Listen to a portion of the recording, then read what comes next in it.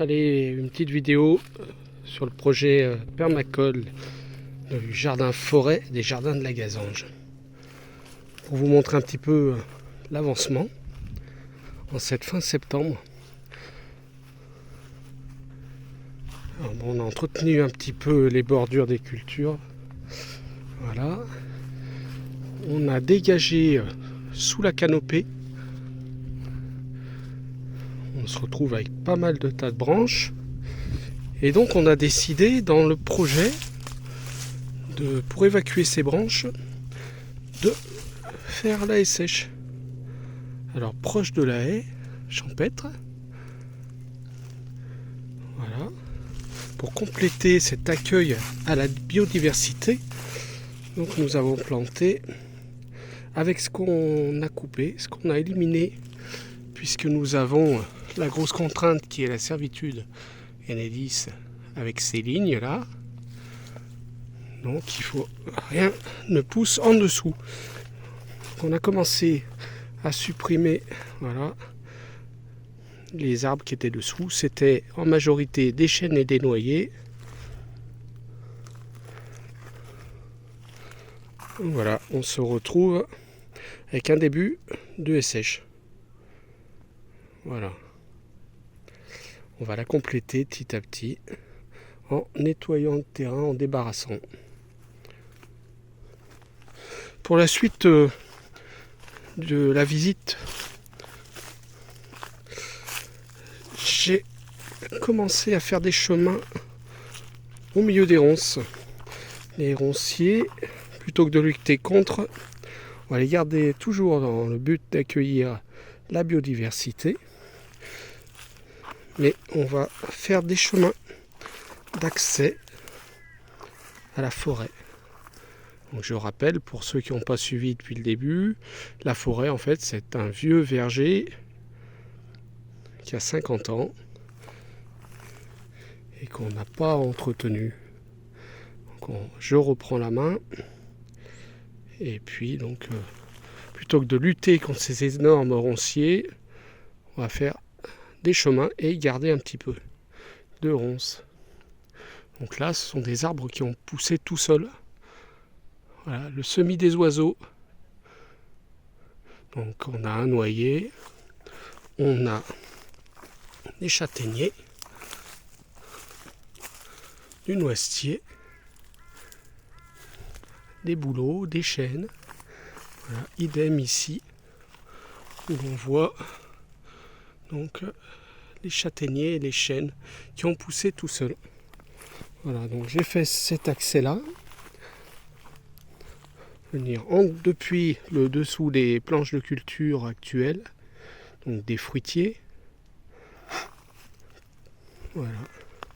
Je ferai de même ici sous les cerisiers pour dégager un petit peu.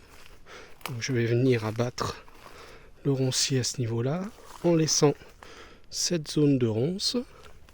Voilà, et en faisant un autre chemin d'accès sur le dessous à l'intérieur donc de la forêt.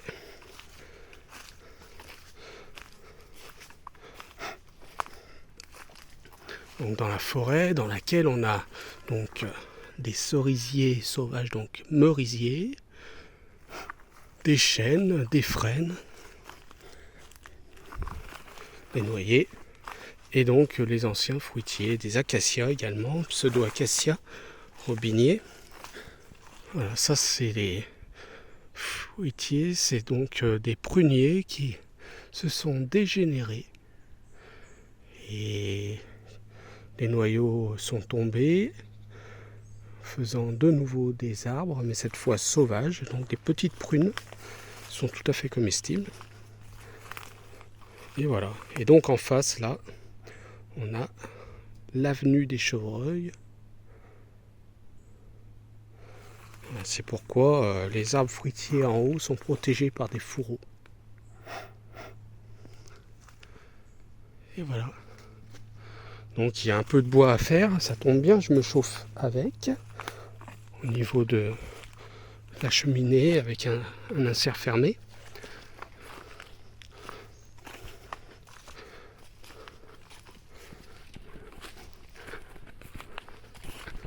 Voilà, j'ai fait donc cet accès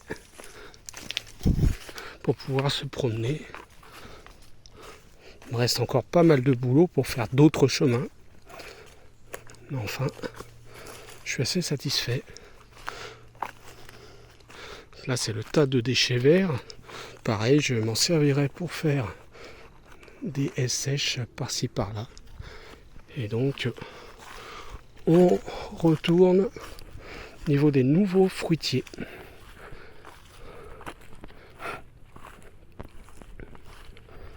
Voilà, j'avais laissé au sol un peu les tas de bois, toujours pour accueillir les insectes, la biodiversité, les gros lézards, les couleuvres, etc. Et voilà, pour la visite du jardin de ce qui en est pour le moment. J'ai fait quelques achats hier à la foire aux plantes rares de Pupetière, du château de Pupetière à Chabon dans l'Isère. Je vais vous montrer un petit peu ce que j'ai acheté.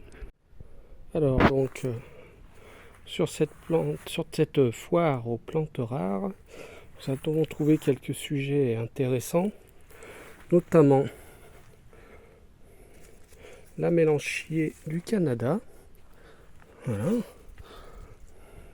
qui sera placée donc là-bas dans la zone en bordure des fruitiers. La baie de mai, donc ça sera sous la canopée, sous les grands arbres. Nous avons donc la mûre framboise, la Tieberry, voilà, un petit groseillier, une vigne résistante.